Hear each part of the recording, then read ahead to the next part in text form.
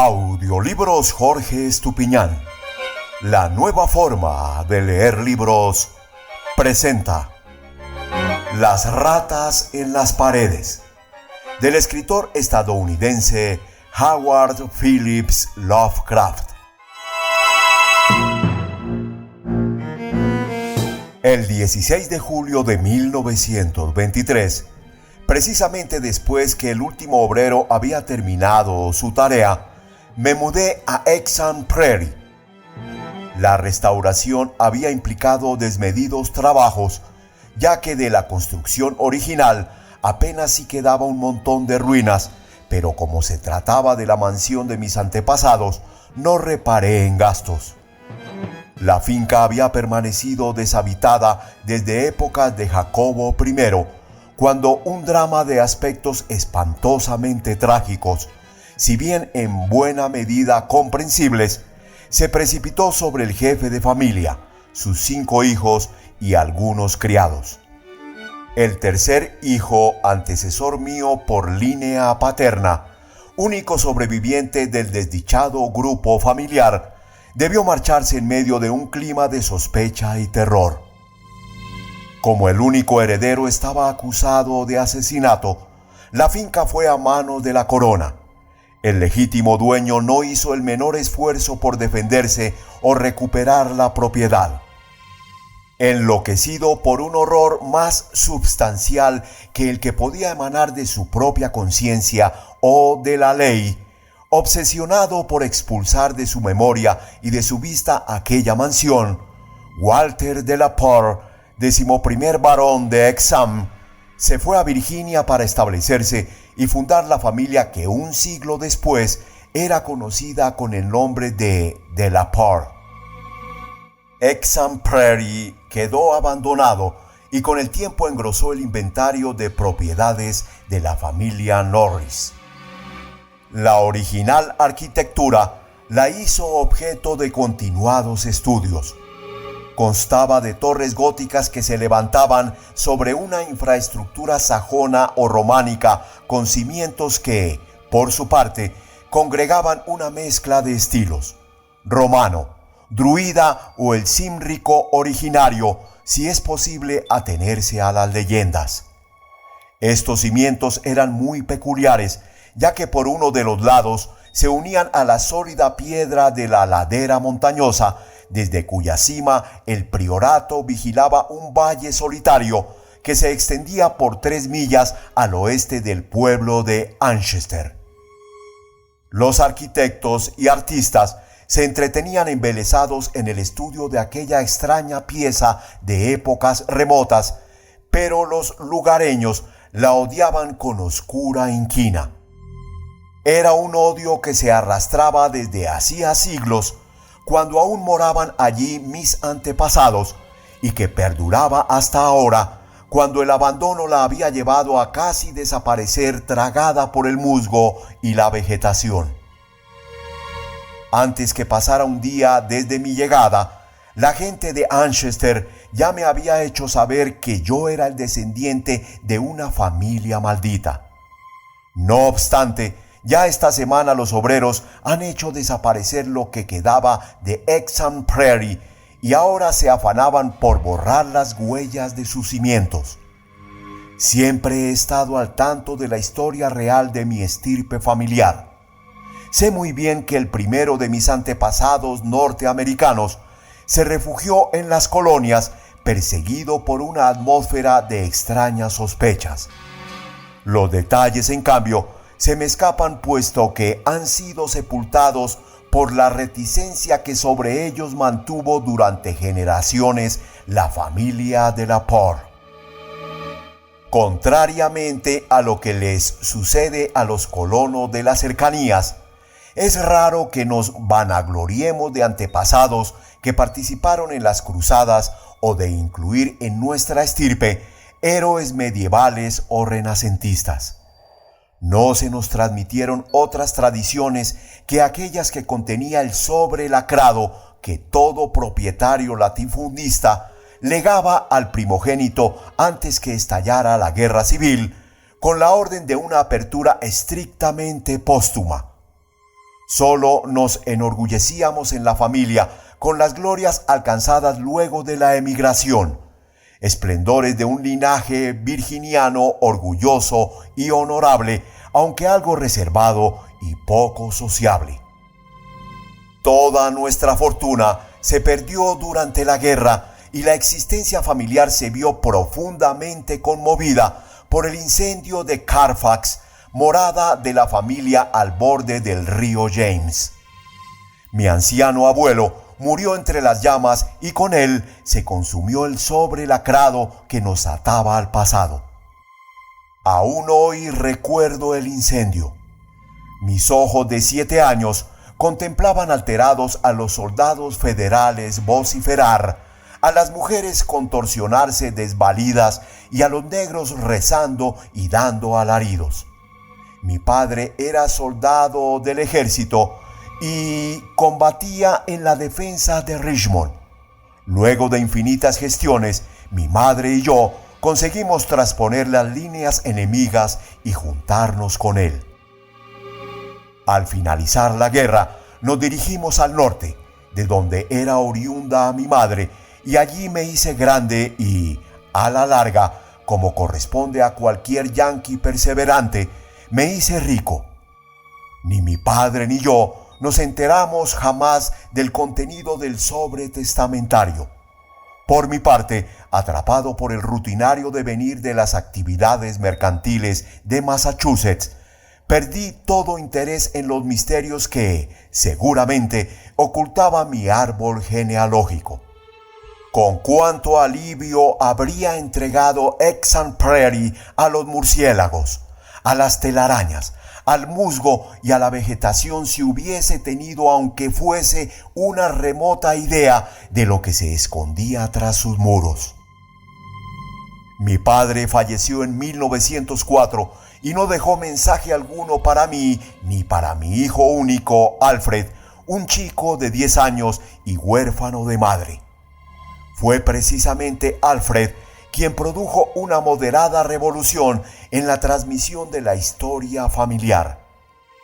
Pese a que yo solo había conjeturado esporádica y burlonamente con él sobre este tema, cuando fue enviado a Inglaterra en 1917 como oficial de aviación, me escribía constantemente contándome algunas leyendas ancestrales muy interesantes.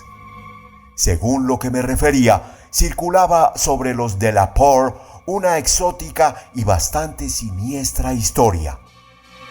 Un compañero de mi hijo, el capitán Edward Norris, del Cuerpo Aéreo Real, vivía cerca de la mansión familiar en Manchester y conocía unas supersticiones campesinas que harían las delicias de cualquier novelista truculento. Norris naturalmente no las creía, pero a mi hijo le divertían, razón por la cual fueron el tema de muchas de las cartas que me escribió. Finalmente, estas leyendas hicieron que concentrara mi atención en nuestro solar de ultramar y me impulsaron a comprar y reparar mi herencia que Norris mostró a Alfred y, más aún, pudo ofrecérnosla por un precio muy razonable, puesto que un tío suyo era el actual propietario.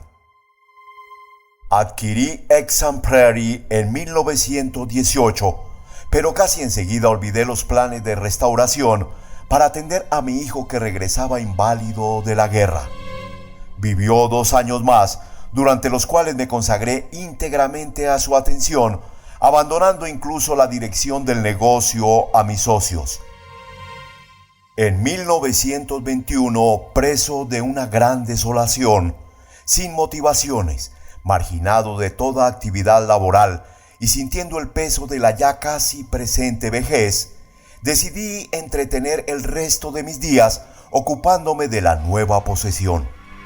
En diciembre llegué a Manchester y me alojé en la casa del capitán Norris, un joven algo entrado en carnes pero amable, que apreciaba mucho a mi hijo. De inmediato me ofreció su ayuda para recopilar planos y anécdotas que sirvieran para las obras de restauración. La presencia de Hexham Prairie no me producía emoción alguna. En realidad, se trataba de una masa de abandonadas ruinas medievales devorada por el musgo, sembradas de nidos de grajos en precario y amenazador equilibrio al borde de un precipicio impresionante, sin pisos o cualquier otro rastro de interiores, excepto los muros de piedra de las torres. Una vez que llegué a tener una idea de cómo debió haber sido el edificio cuando fue abandonado 3 siglos antes por mis antepasados, comencé a contratar obreros para emprender las obras. La dificultad inicial consistió en que debí buscar la mano de obra necesaria en poblaciones alejadas, ya que los habitantes de Anchester manifestaban un rechazo y un temor verdaderamente notables hacia aquel lugar. La aversión era de tal magnitud que a veces conseguía contagiar a los trabajadores que venían de otros sitios, lo que ocasionaba constantes deserciones. El sentimiento se proyectaba tanto al priorato como a la familia originalmente propietaria del solar. Mi hijo me había contado que durante sus visitas al pueblo, la gente se había mostrado algo retraída con él debido a que era un Delaporte. Por análoga razón, ahora yo experimentaba el mismo recibimiento que persistió hasta que logré convencerlos que casi ni tenía noticias de mis antepasados. No obstante, los vecinos no se mostraban hospitalarios conmigo, razón por la cual recurrí a Norris para recopilar todas las tradiciones populares que aún seguían circulando. Lo que no me podían perdonar era que yo hubiese venido a restaurar lo que para ellos era el máximo emblema del aborrecimiento. Más o menos oscuramente, para todos ellos, Hexham Prairie no era más que una cueva de monstruos. Resumiendo todas las historias que Norris había reunido para mí y agregándoles el testimonio de investigadores que a su debido tiempo habían visitado las ruinas, llegué a la conclusión de que Hexham Prairie se había levantado sobre el sitio que en otro tiempo había ocupado un templo prehistórico, una construcción druida, incluso contemporánea de Stonehenge. A casi nadie le quedaban dudas que en aquel lugar se habían celebrado abominables ceremonias y que tales prácticas habían pasado al culto de Cibeles, introducido tiempo después por los romanos. Todavía eran legibles en las paredes del sótano inscripciones tan inconfundibles como Diu, Ops, Magna, Mat, signo de la Magna Mater, culto tenebroso vanamente prohibido a los ciudadanos romanos. Anchester había sido sede de la Tercera Legión Augusta, según lo probaban numerosos restos, y de acuerdo a precisos indicios, el templo de Cibeles debió ser una imponente construcción que congregaba innumerables fieles para las ceremonias que eran presididas por un sacerdote frigio. Las historias añadían que el derrumbe de la vieja religión no significó el fin de las orgías que se desarrollaban en el templo, sino que, por el contrario, los sacerdotes abrazaron la nueva fe sin modificar en lo substancial sus creencias. También se sostenía que los ritos no habían cesado con la llegada de los romanos. Algunos sajones se habían sumado a lo que quedaba del templo, otorgándole los rasgos que con el tiempo habrían de singularizarlo, convirtiéndolo en centro de difusión de un culto tan temido, por lo menos en la mitad del territorio que ocupaba la heptarquía. Una crónica del año 1000 después de Cristo menciona el sitio refiriéndose a él como un priorato construido de piedra donde vivían una peculiar, aunque poderosa orden monástica que no necesitaba grandes murallas para mantener alejado al atemorizado populacho. Los daneses nunca llegaron a destruirlo, aunque seguramente su suerte debió desvanecerse luego de la conquista normanda, ya que no hubo impedimento alguno para que en el 1261 Enrique III entregara la propiedad a mi antepasado Gilbert de la Porte, primer barón de Hexham. De mi familia, en especial, no conseguí testimonios adversos, pero algo extraño debió ocurrir por entonces. Otra crónica, esta vez de 1307, habla de un de la Porte al que califica de renegado de Dios. Por su parte, las leyendas populares denotan un miedo pánico a decir cualquier cosa sobre el castillo que se erigió sobre el templo y el priorato. Los cuentos que circulaban sobre el lugar eran especialmente espeluznantes, terror que enfatizaban con la reticencia y evasivas que ostentaban. En ellos, mis antepasados aparecen como una estirpe de demonios frente a los cuales un Guillet de Retz o un Seid no eran más que aprendices. También se les atribuía responsabilidad en la desaparición de aldeanos, y esto durante varias generaciones. Según esta tradición, los peores fueron los varones y sus directos herederos. La mayor parte de las historias se referían a ellos. Si un descendiente mostraba inclinaciones más benévolas, seguramente fallecía a edad tierna y de modo misterioso para dejar sitio a otro descendiente que hiciera más honor al apellido. Los de la Porte profesaban, al parecer, un culto propio oficiado por el cabeza de familia y ocasionalmente reservado a unos pocos miembros de la familia. En dicho culto participaban también quienes ingresaban al núcleo familiar por la vía del matrimonio. Lady Margaret Trevor de Cornwalls, la mujer de Geoffrey, segundo de los hijos del quinto barón, terminó siendo una de las brujas más famosas entre los niños de todo el país y la diabólica heroína de un viejo y macabro romance aún en circulación cerca de la frontera galesa. También había ingresado a esa literatura popular la historia de Lady Mary de la Porte, quien a poco de casarse con el barón de Chesterfield fue asesinada por este y su madre. Poco después, los asesinos fueron absueltos y bendecidos por el sacerdote, al que confesaron todo lo que no se atrevían a decir en público. Esas leyendas y romances, propios de la más ramplona superstición, me degradaban profundamente. La persistencia en adherirse a generaciones y generaciones de mis antepasados me parecía especialmente irritante, porque si bien las acusaciones de costumbres monstruosas eran constantes, el único escándalo conocido entre mis antepasados más inmediatos era el de mi primo, el joven Randolph de la Porte de Carfax, quien se había ido a vivir con los negros haciéndose oficiante de un rito vudú tras su regreso de la Guerra de México. Muchísimo menos me interesaban las historias sobre alaridos y aullidos en el valle solitario y siempre barrido por el viento que comenzaba a extenderse al pie del precipicio de piedra caliza.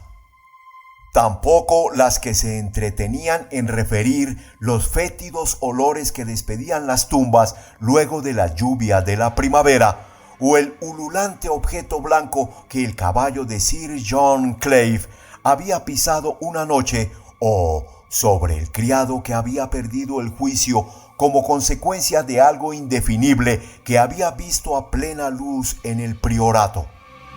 Todo ello no eran más que el rezago de historias fantásticas, de esas que prenden tanto en el vulgo, y por entonces yo era un escéptico de una sola pieza.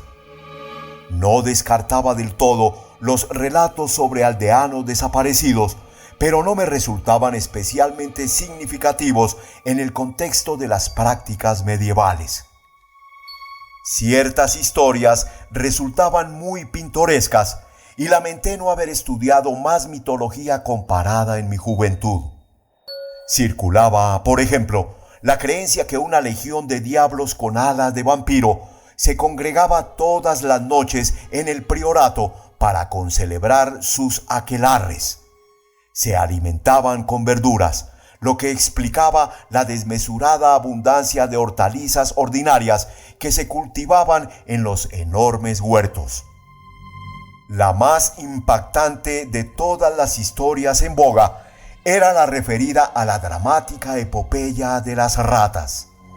Un arrasador ejército de obscenas alimañas que había brotado de las entrañas del castillo 3 meses después de la tragedia que lo llevó al abandono. Una luz de repugnantes y voraces bestezuelas que había barrido con todo a su paso, aves, gatos, perros, conejos, cerdos y hasta 2 desdichados pobladores. La plaga de roedores, por su parte, es la fuente de la que deriva un ciclo independiente de mitos, puesto que las ratas irrumpieron en las casas del pueblo, suscitando infinitos acontecimientos diversamente espeluznantes. Todas las historias volaban sobre mí cuando emprendí, con la tosudez característica de un anciano, las tareas de restauración de mi solar ancestral. Pese a todo, no debe creerse de ningún modo que ellas constituían la atmósfera psicológica en la que me movía. Asimismo, debo hacer constar que contaba con el apoyo incesante del capitán Norris y de los arqueólogos que me rodeaban y ayudaban en la reconstrucción. 2 años después de iniciada, la obra llegó a su término y estuve en condiciones de observar el conjunto de amplias habitaciones, muros reconstruidos, techos abovedados, anchas escaleras. El orgullo que experimentaba compensaba sobradamente los cuantiosos gastos que consumió la reparación. Todos los detalles medievales habían sido eficientemente reproducidos y las partes nuevas no se distinguían de los muros y cimientos originales. El lar de mis antepasados se hallaba nuevamente en pie y solo me restaba ahora redimir la fama local de la línea familiar que terminaba en mí. Viviría allí hasta el fin de mis días y demostraría a todos que un de la Poer había recuperado la grafía original del apellido. No es en absoluto un ser diabólico. El ideal del confort aumentó, si cabe, por el hecho que Hexham Prairie, pese a estar construido sobre cánones medievales, era totalmente nuevo, lo que lo ponía a salvo de viejos fantasmas y de alimañas nuevas. Como ya lo dije, me mudé a Hexham Prairie el 16 de julio de 1923. Me asistían 7 criados y 9 gatos, animal por el que siento una especial predilección. El más viejo de ellos, Niggerman, tenía ya 7 años y llegó conmigo desde Bolton, Massachusetts. El resto de los gatos los había ido consiguiendo mientras vivía con la familia del capitán Norris. Pasaron 5 días en medio de una rutina asignada por la mayor calma. Yo me dedicaba a la clasificación de antiguos documentos familiares. Contaba ya con unas cuantas descripciones detalladas de la tragedia final y la huida de Walter de la Poer, asuntos que, suponía, eran los temas centrales del legajo hereditario que se había perdido en el incendio de Carfax.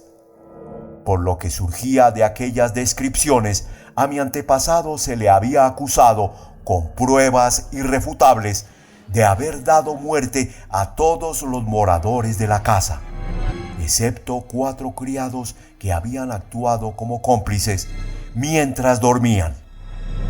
La masacre había ocurrido 2 semanas después de un descubrimiento que lo llevaría a cambiar totalmente, aunque en este descubrimiento solo debió haberlo confiado a sus cómplices, quienes luego del episodio se habían esfumado para escapar a la justicia. En total, murieron degollados un padre, 3 hermanos y 2 hermanas. Curiosamente, la ordalía de sangre contó con el consenso de los aldeanos y la negligencia de la justicia hasta el punto que el instigador pudo huir a Virginia en medio de todos los honores sin disfrazarse y sin contratiempos. La sensación general fue que finalmente se había liberado a aquellas tierras de una maldición inmemorial. Ignoro completamente cuál pudo haber sido el descubrimiento que empujó a mi antepasado a esa decisión tan terrible. Walter de la Poer tenía que conocer desde siempre las macabras historias que sobre la familia circulaban, razón por la cual creo que no radicaban en ellas los móviles de la acción. ¿Acaso habría presenciado alguno de los ritos ancestrales y espeluznantes, o tal vez se habría encontrado con algún símbolo revelador? Tenía reputación de ser un joven tímido y de muy buenos modales. En Virginia se le conoció como alguien de carácter atormentado y temeroso. El diario de otro aventurero de rancio abolengo, Francis Harley de Bellevue, dice que era una persona de un estricto sentido de la justicia, del honor y de la discreción. El 22 de julio ocurrió el primer incidente al que en el momento apenas se le prestó atención, pero que hoy recobra el carácter premonitorio de todo lo que vendría después. Fue tan insignificante que casi no se le dio importancia. Debemos recordar que puesto que el edificio era nuevo prácticamente en su totalidad, excepto los muros, y como estaba atendido por una eficiente servidumbre, habría sido absurdo experimentar aprensión alguna ante las historias que circulaban. Esto es casi todo lo que puedo recordar del episodio del 22 de julio. El viejo gato negro, a quien también conozco, estaba perceptiblemente nervioso y al acecho, estado que no condecía con su humor habitual. Se paseaba por las habitaciones y olfateaba constantemente los muros. Advierto perfectamente lo trivial que puede parecer este dato. Me recuerda al perro de la historia de fantasmas que con sus gruñidos anuncia al amo algo hasta que finalmente se descubre la figura envuelta en sábanas, pero en este caso tiene su importancia. Al día siguiente, uno de los criados se acercó para anunciarme el estado de inquietud que reinaba en los gatos de la casa. Yo estaba en el estudio, una habitación del segundo piso de techos altos y orientada al oeste, y tenía una triple ventana gótica que daba al precipicio y desde donde se contemplaba el desolado valle. Mientras escuchaba al criado, advertí cómo Niggerman se movía a un lado y otro del muro y arañaba el nuevo revoque que cubría a la antigua piedra. Conjeturé con el criado que debía tratarse de algún olor o emanación de la antigua mampostería no perceptible para el olfato humano. En verdad, eso es lo que creía. El criado aventuró la hipótesis de la presencia de ratas, pero yo la rebatí puesto que en aquel sitio no se las había visto al menos durante 300 años y, en lo referente a los ratones de campo, difícilmente habrían podido trepar hasta tan altos muros y, además, tampoco nunca se los había visto merodear por allí. El capitán Norris, a quien consulté aquella misma tarde, coincidió conmigo en que era francamente increíble que de pronto los ratones de campo invadieran masivamente el priorato.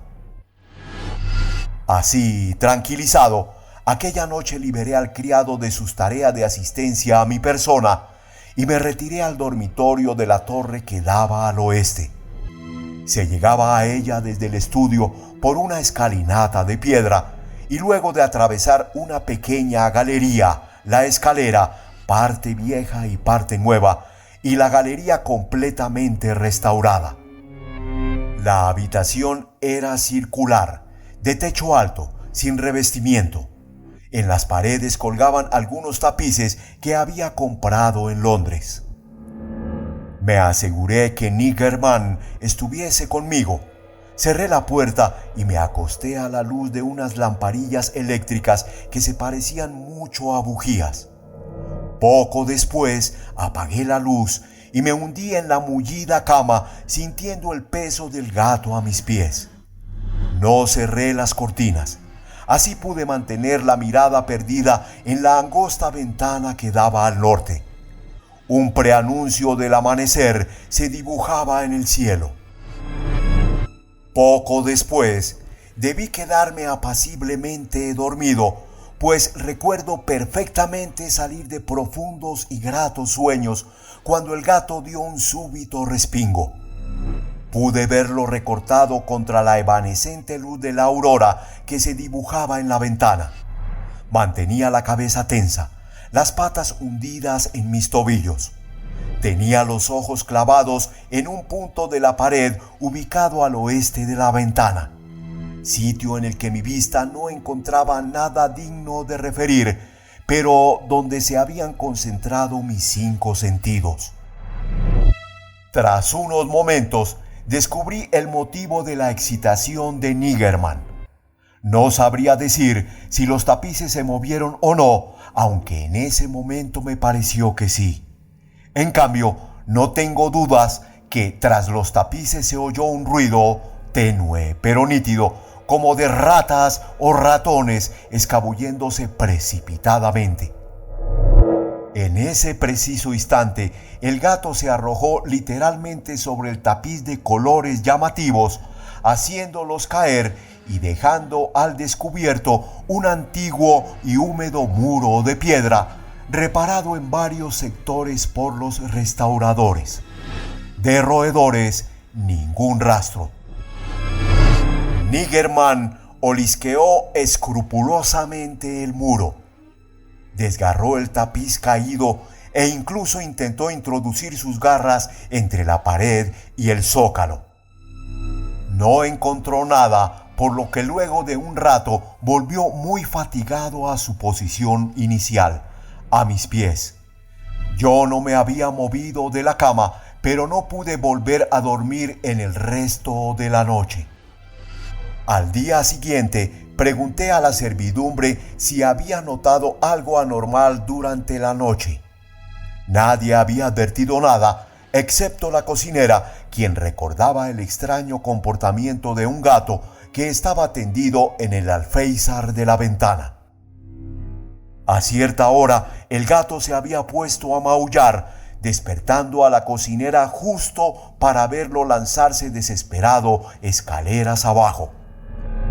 Tras una ligera modorra a continuación del almuerzo, fui a visitar al capitán Norris, quien se interesó especialmente en mi relato de lo ocurrido la noche anterior.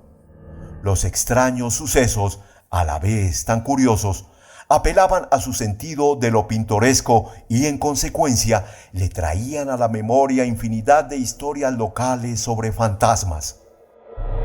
No conseguíamos explicar racionalmente la presencia de ratas, y lo único que atinó Norris fue a facilitarme unas trampas y veneno que, una vez en casa, ordené a los criados colocaran en lugares estratégicos.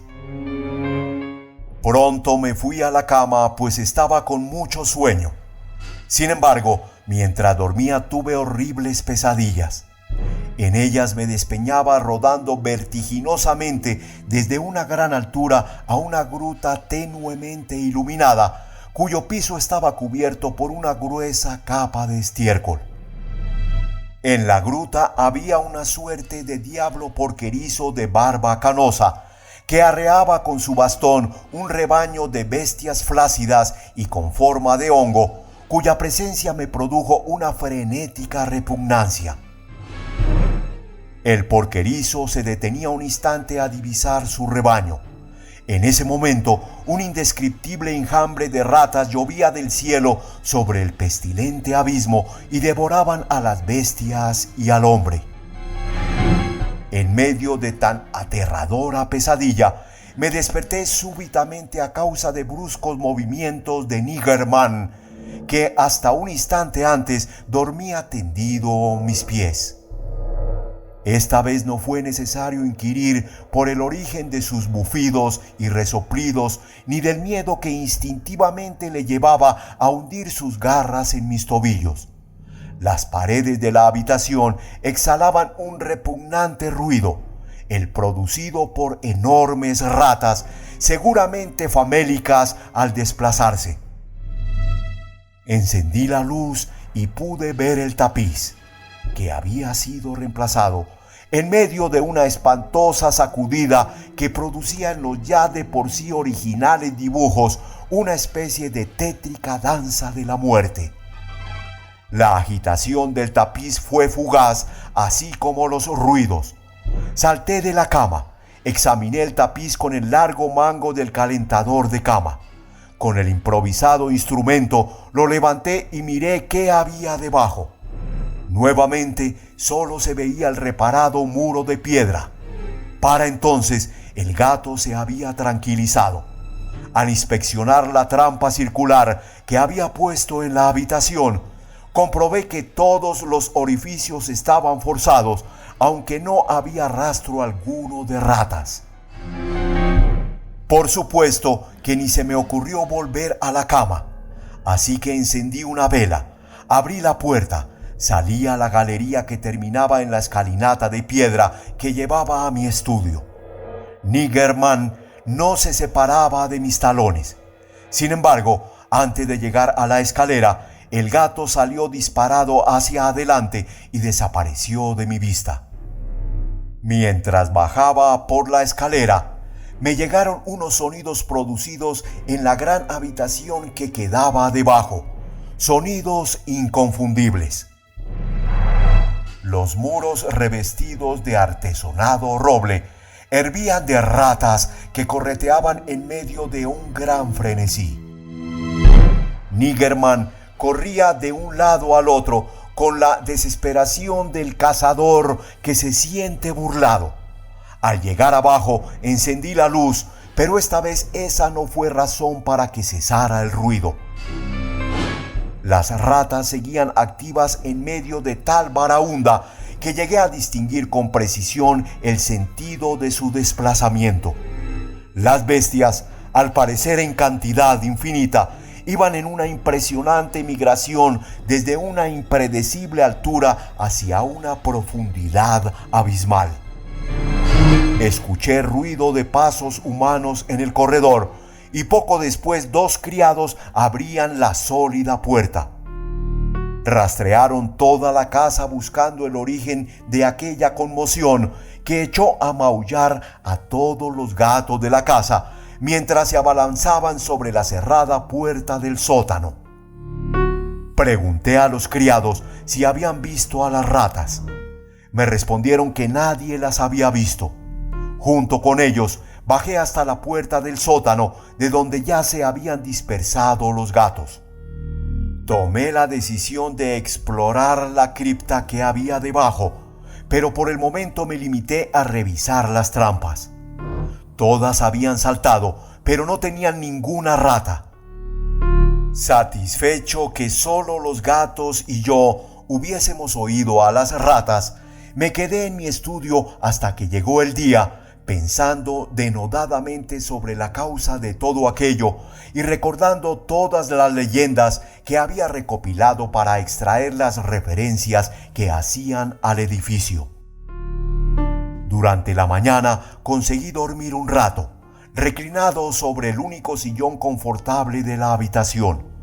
Cuando desperté, llamé por teléfono al capitán Norris, quien poco después se hizo presente y me acompañó a explorar el sótano. No encontramos absolutamente nada, aunque sí averiguamos, no sin un estremecimiento, que la cripta había sido construida durante el tiempo de los romanos. Los arcos bajos y los sólidos pilares eran de estilo romano. no de ese degradado estilo de los sajones, sino del severo y armónico clasicismo del tiempo de los Césares. En las paredes volvían a aparecer inscripciones familiares a los arqueólogos que habían trabajado en el lugar. Se leía: Peshtai, Prop, Temp, Dona, Leprac versus Pontifi Atis y otras cosas más. La referencia a Atis me perturbó, porque había leído a Cátulo, quien habla de los espeluznantes ritos que se ofrendaban al dios oriental, ritos que casi se confundían con los debidos a Cibeles.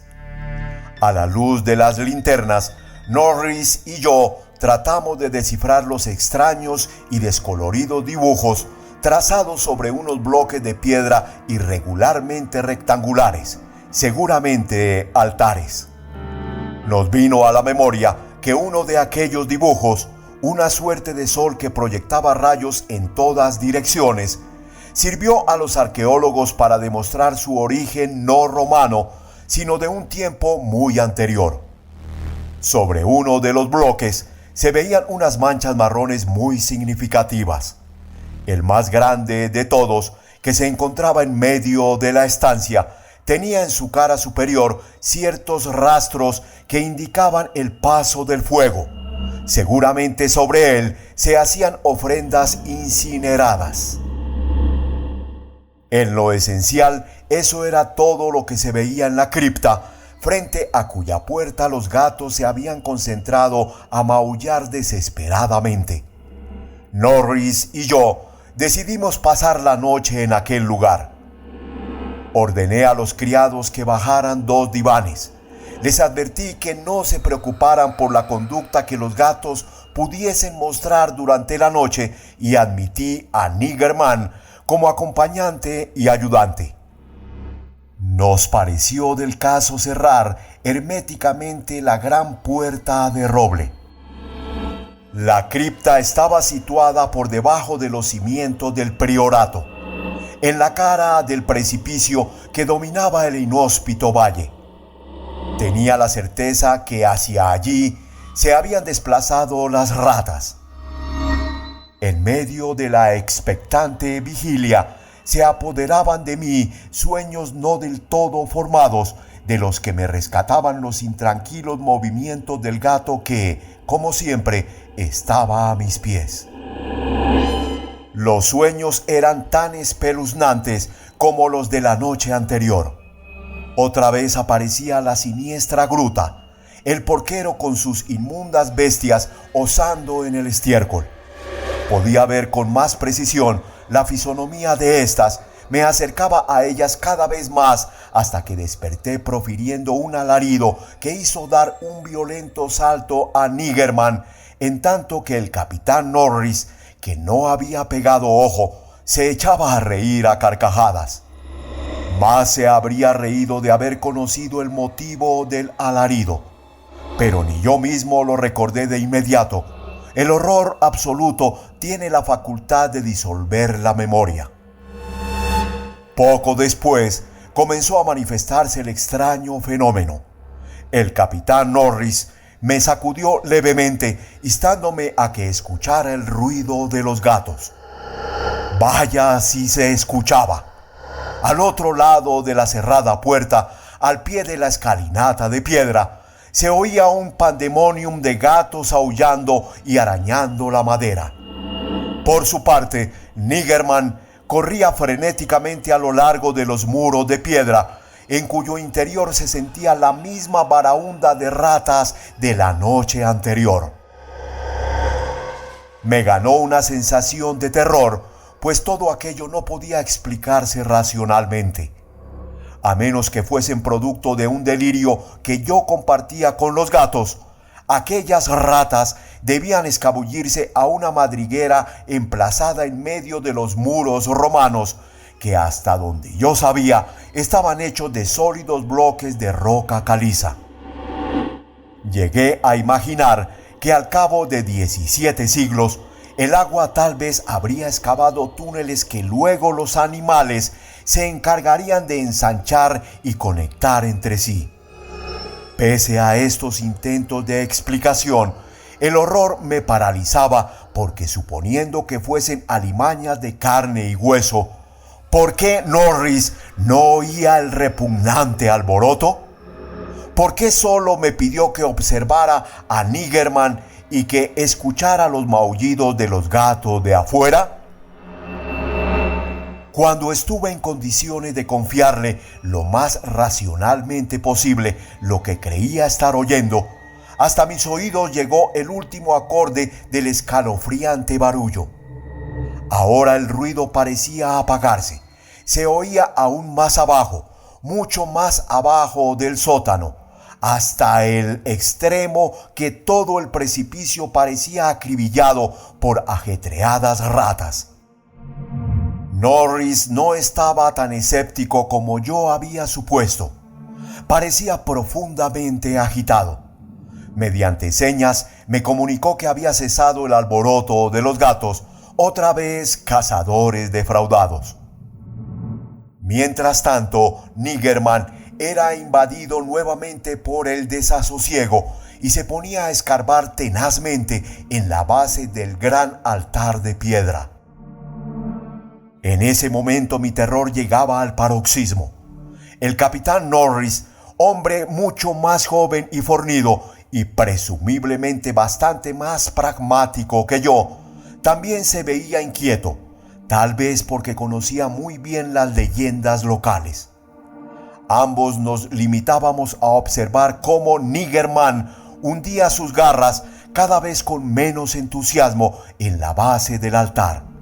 De tanto en tanto alzaba la cabeza, me miraba y maullaba. Norris acercó una linterna al altar para examinar de cerca el sitio donde el gato excavaba. Se arrodilló y arrancó unos líquenes que seguramente estaban allí desde hacía siglos.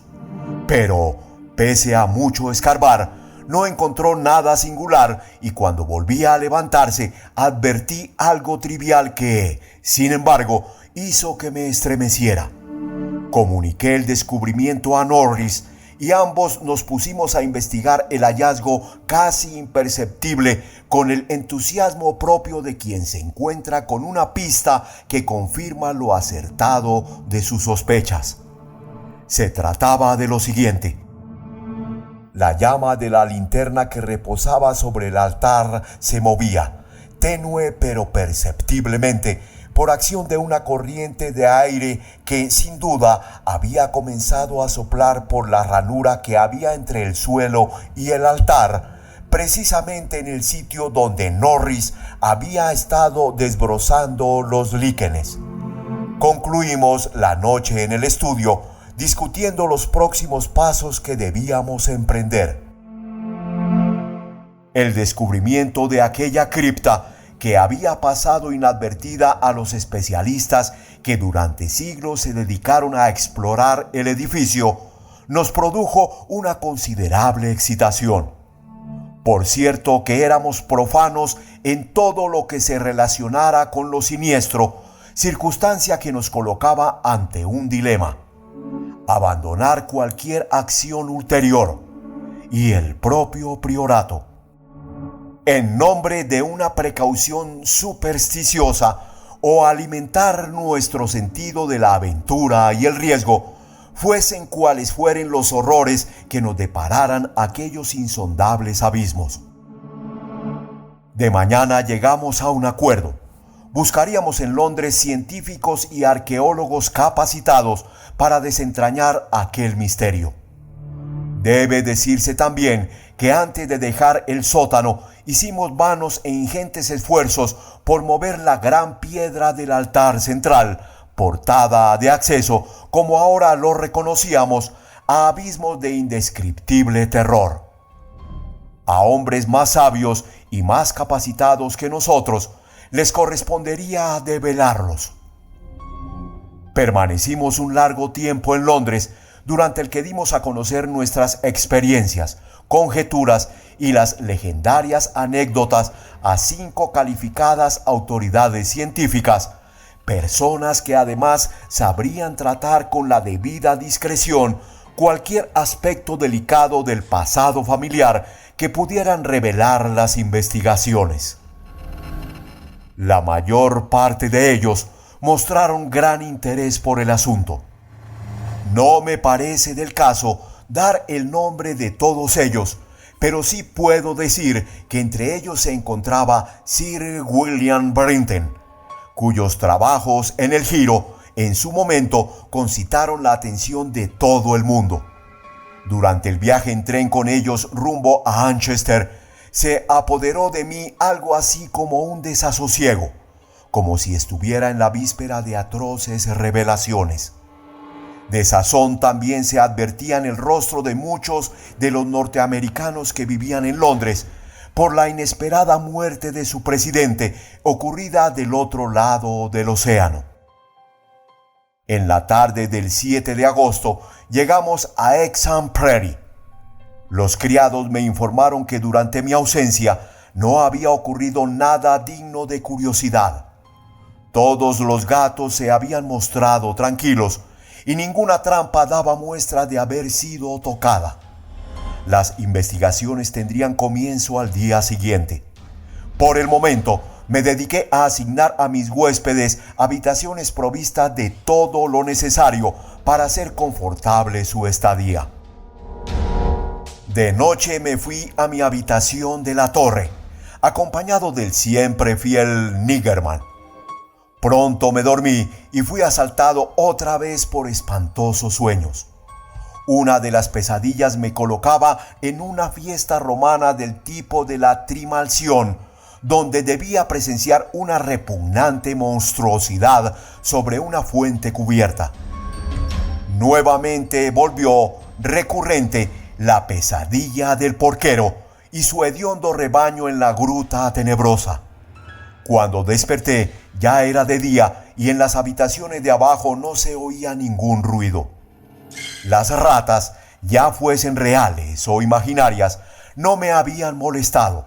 Lo mismo le había pasado a Niggerman, que dormía plácidamente a mis pies. Ya abajo comprobé que en el resto de la casa reinaba la más absoluta tranquilidad. Según la hipótesis de uno de los científicos que me acompañaban, alguien de apellido Thorne, especialista en fenómenos psíquicos, ello era debido a que en ese momento se me develaba lo que determinadas fuerzas desconocidas deseaban que viese, hipótesis que, a decir verdad, me pareció un absurdo. Todo estaba listo, así que a eso de las 11, los 7 hombres que formábamos el grupo, cargando focos eléctricos y herramientas para excavación, bajamos al sótano y cerramos con llave la puerta tras nosotros. También nos acompañaba Niggerman, ya que los investigadores consideraron útil aprovechar su aguzada percepción para el caso que se produjeran difusas manifestaciones de presencia de roedores. Poca atención prestamos a las inscripciones y a los dibujos del altar. 3 de los científicos ya los habían visto y los demás estaban al tanto de sus características. En cambio, el altar central concentró todos los esfuerzos. Luego de una hora de duro trabajo, Sir William Brinton había conseguido desplazarlo hacia atrás, empleando una especie de palanca totalmente desconocida para mí. De este modo se desplegó ante nuestra vista un espectáculo inaudito, frente al que no habríamos sabido cómo reaccionar si no hubiésemos estado prevenidos. A través de un agujero casi cuadrado, abierto sobre el enlosado suelo y desparramados en un tramo de escalera tan desgastado que parecía casi una superficie plana, con una leve inclinación en el centro, podía verse un espantoso amasijo de huesos humanos o por lo menos semihumanos. Los esqueletos, que conservaban la última posición vital, revelaban gestos de pánico y todos habían sido montados por los roedores. Ningún rasgo de aquellos cráneos permitía suponer que pertenecieran a seres con alto grado de idiocia o cretinismo y mucho menos a antropoides prehistóricos. Sobre los escalones atiborrados de esos restos se abría, en forma de arco, un pasadizo descendente, al parecer excavado en la roca viva, por el cual circulaba una corriente de aire. Esto no era una bocanada impregnada de hediondez, propia de una cripta cerrada, sino una muy agradable brisa fresca. Luego de un momento de vacilación, en medio de escalofríos, nos dispusimos a abrirnos paso escaleras abajo.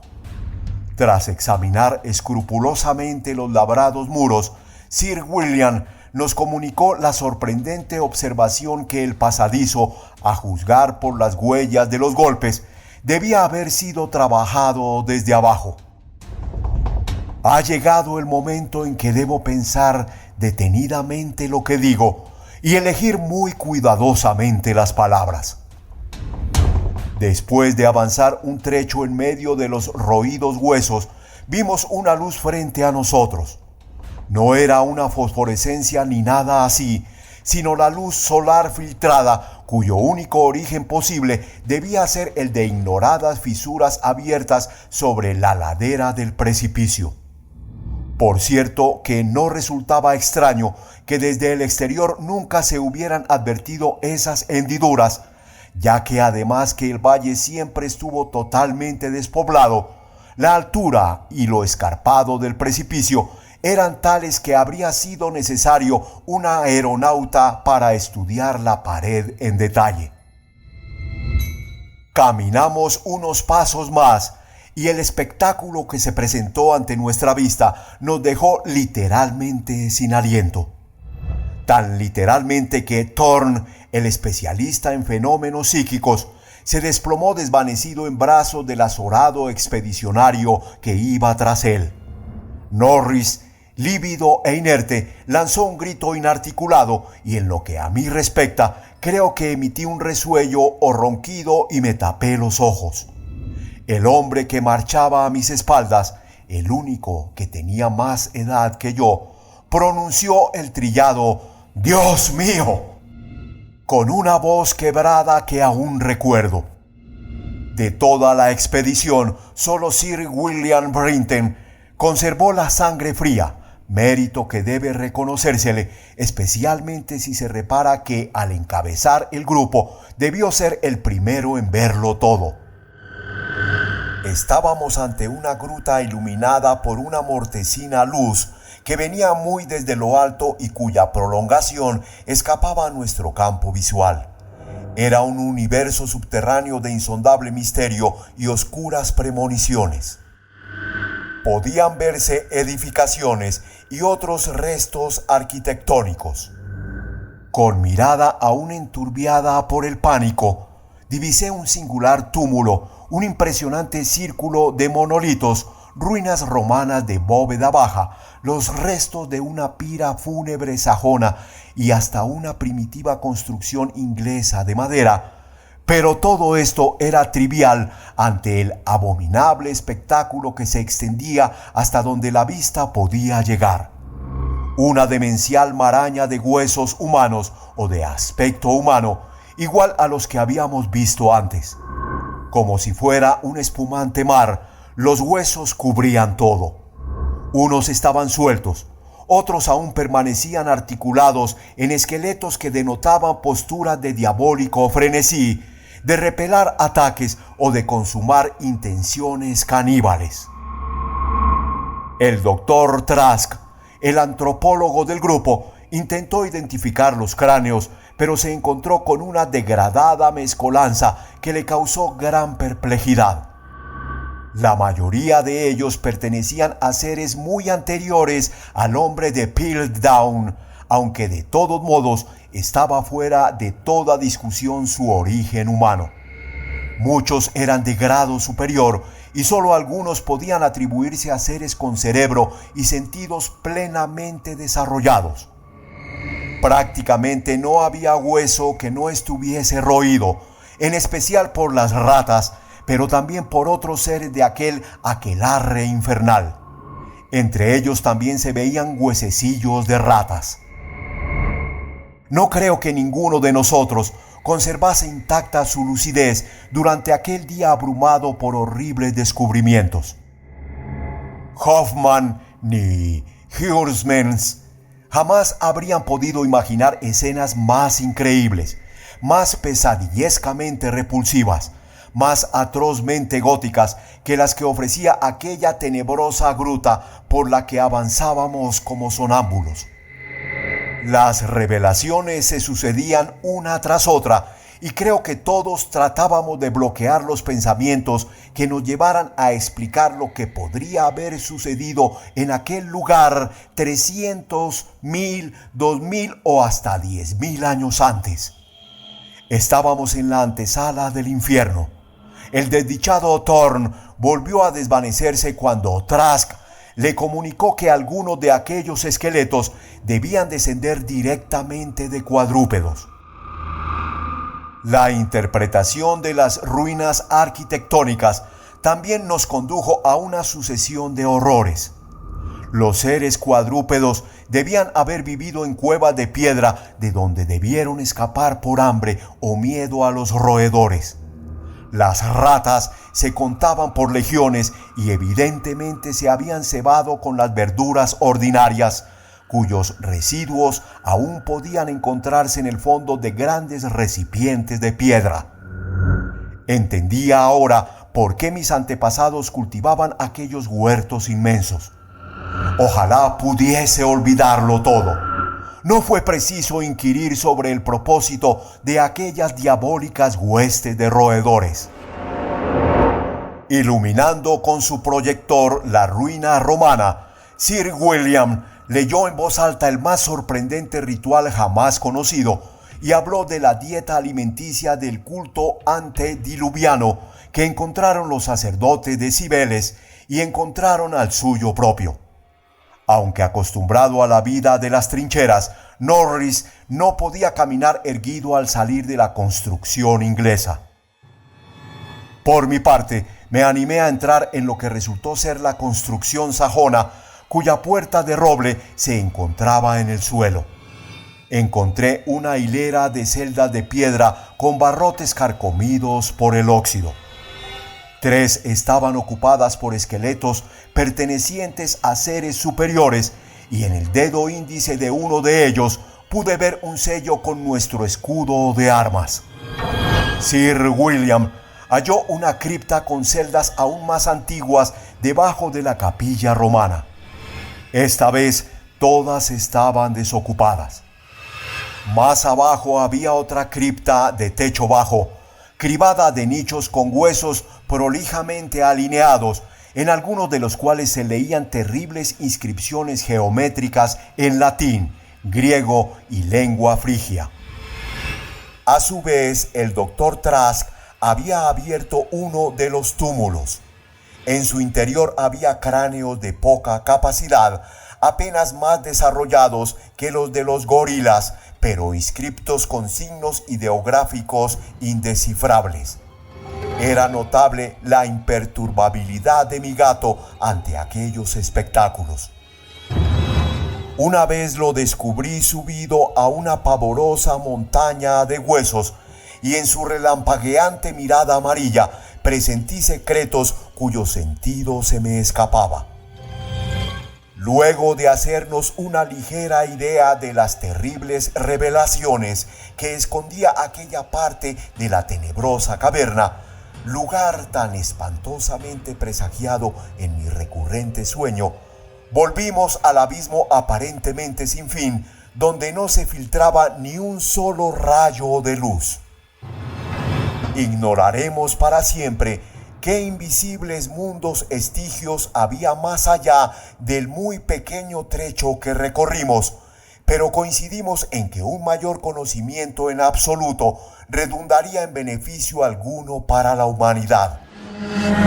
Pero aún en el escaso radio en que nos habíamos movido, había suficientes cosas para atraer nuestra atención. Unos pasos más y la luz de los focos se posó sobre infinitos pozos donde las ratas habían tenido un festín y cuyo agotamiento fue motivo para que las huestes famélicas se arrojaran en primera instancia sobre los rebaños de seres hambrientos de la gruta y luego escaparan en tropel del priorato para producir aquella devastadora ordalía que los lugareños ya nunca olvidarían. Los pozos eran realmente inmundos, con sus huesos quebrados y abiertos cráneos, cimas de rebosantes huesos de pitecántropos, celtas, romanos e ingleses. Algunos de ellos estaban repletos y sería imposible aventurar alguna noción de profundidad. Otros tenían una profundidad mayor de la que podían entrever los focos y aún así se notaban abarrotados de cosas. Me pregunté qué habría sido de las desventuradas ratas que cayeron en aquellos siniestros cepos en medio de la oscuridad de tan horrible tártaro. De pronto mi pie resbaló hacia un horrendo foso, circunstancia que me inmovilizó de terror. Debí quedar paralizado un buen rato, porque excepto al capitán Norris, no conseguía ver a nadie del grupo. A continuación se oyó un ruido proveniente de la tenebrosa e infinita distancia que me parecía reconocer. También vi a mi viejo gato negro salir disparado, como si fuese un dios egipcio alado en pos de ignotos abismos de lo desconocido. El ruido no era tan lejano y rápidamente comprendí qué era. Se trataba de una nueva estampida de las endiabladas ratas, siempre a la búsqueda de nuevos horrores y decididas a que las siguiera hasta aquellas cavernas del centro de la tierra, donde Nyarlathotep, el enajenado dios carente de rostro, aúlla en la oscuridad, secundado por dos flautistas amorfos. Mi linterna se apagó, pero ello no significó que detuviera mi carrera. Escuchaba voces, alaridos, ecos, pero dominándolo todo, se oía el siniestro e inconfundible corretear, al principio tenuemente, luego con mayor vértigo, como un cadáver rígido e hinchado, deslizándose tranquilamente por un río de grasa que se escurre bajo infinitos puentes de ónix hasta volcarse súbita e inconteniblemente en un negro y putrefacto mar. Sentí que algo flácido y redondo me rozaba. ¡Las ratas! El viscoso, gelatinoso y voraz ejército que se nutre de vivos y muertos. ¿Por qué las ratas no iban a comer a un Delaporte si los Delaporte nada se privaban de comer? Si hasta la guerra se había comido a mi propio hijo. ¡Al diablo con todo!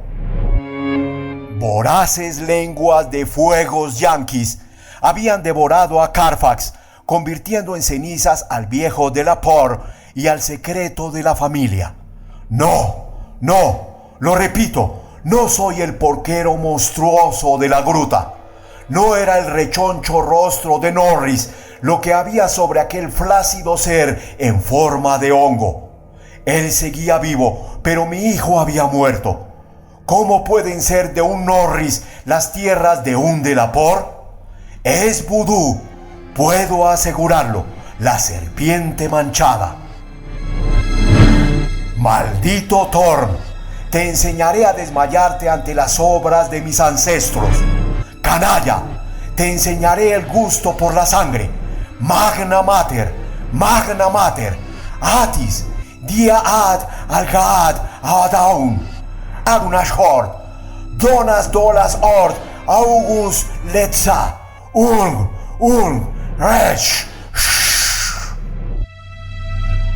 Según dicen, estas son las cosas que yo musitaba cuando me encontraron en medio de las tinieblas 3 horas después. Me encontraba acuclillado sobre el cuerpo a medio devorar del capitán Norris y Nickerman se abalanzaba sobre mí para clavar sus garras en mi garganta.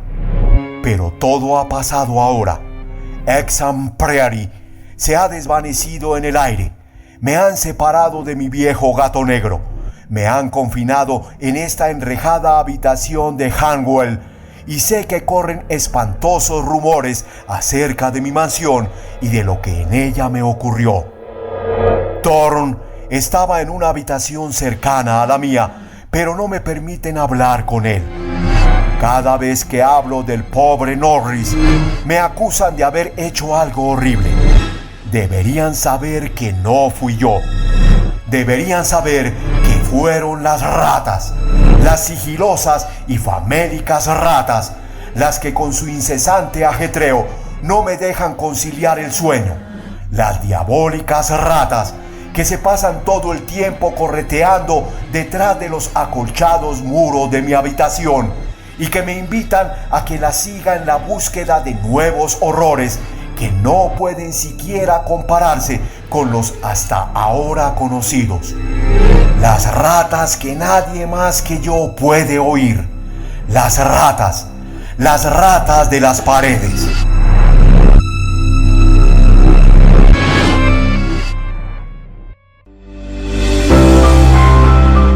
Audiolibros Jorge Estupiñán. La nueva forma de leer libros.